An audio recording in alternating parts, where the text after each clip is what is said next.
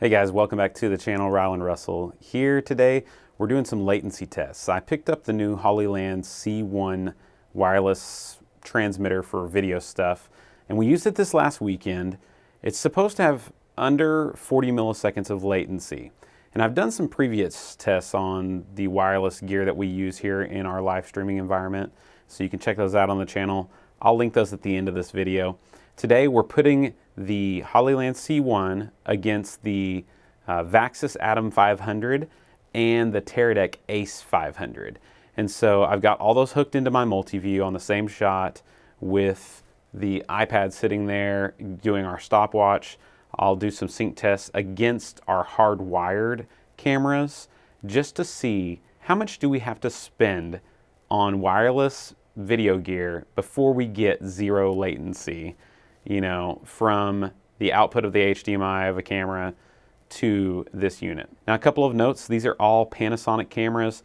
I didn't go to the trouble of using like all GH4s or whatever. I think I have a GH4, a GH5. I think I have two GH4s and one GH5 for these tests for the wireless stuff. So it should all be pretty similar. And these are real world for our church. You know, this is not a super scientific thing. I'm just trying to see how much do we have to spend before we get good results with wireless video technology. So here's my setup for the tests. We have our DVX200 that's hardwired in, a GH4 using the Teradek Ace 500, Canon 70-200 on it, not that that matters. Then we've got two of my, well, I've got a GH4 here that is running down to the Vaxis Atom 500. And then the Hollyland C1 is coming out of a GH5. All right, so now let's do a little lip sync test. Right now you're looking at the DVX200, which is our hardwired kind of baseline camera that we're gonna set this lapel mic to, which would be like your soundboard audio that you would delay to, you know, sync up. Ours is around 100 milliseconds or so, I think. So now I'm not going to shift the audio. Let's just see what the delay is whenever I switch over to the Vaxis Atom 500. Now we're looking at the Vaxis Atom 500. In my experience, this unit has way too much latency to do a shot like this in our environment. And here's a clap. And now let's switch over to the Teradek Ace 500. This is the unit we use every week that I've been really happy with. It seems to be pretty in sync. We'll see about the latency. And then lastly, let's look over at the new unit, the Hollyland C1. Is it okay? Can we get away with this? I'm not adjusting the audio from that initial sync yet. So here's a clap. How many frames off? How many milliseconds off? I'm more worried about frames than milliseconds. We're running at 29.97. So maybe if we were running at 60, we could get away with more frames, but since we're running, you know, at 29.97, the frames are a little more important. And so there's the test for our lip syncing. All right, so I just want to cut in here for a second because as I'm editing this, I was noticing, you know, yeah, the Teradek Ace 500 does have some latency, it looks like, and it claims to be zero latency. And so I just wanted to test that. I went and I got two of my GH4s hooked up, one with the Ace 500 like it always is, and then the other GH4 just hardwired with HDMI. And what I realized was that it's the HDMI output of the GH4 actually has about 60 something milliseconds of delay. You can see in this frame right here. And so that's about 1.5 frames or so, close to 2 frames in a 30 frames per second timeline. And so the Ace 500 actually is zero latency. So that's great.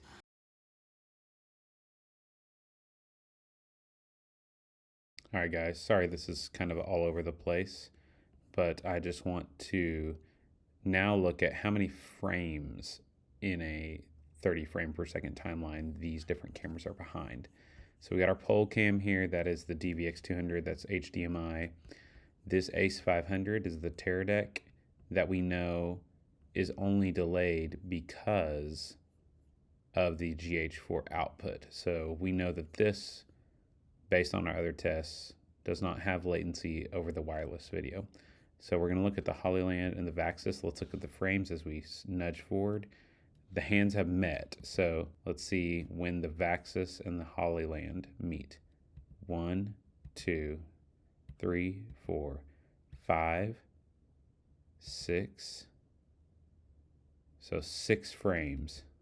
And the Ace 500, just based on the GH4 output, is 1, 2 frames, like we talked about. 2 frames behind my DVX 200.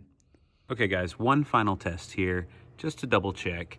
We've got the Hollyland C1 and a hard line being split, so I can compare a hardwired versus the Hollyland. That's how they want you to test the latency comparison. So we're going out of the camera into the HDMI splitter, and then the HDMI splitter is going to the Hollyland, and then back. And we've got it set up here where I've got one on program and one on preview.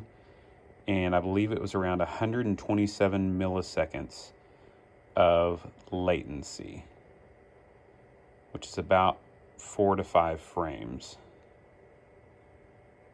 A couple of things though about the C1, which maybe this is just firmware stuff. It will not work with my GH4s.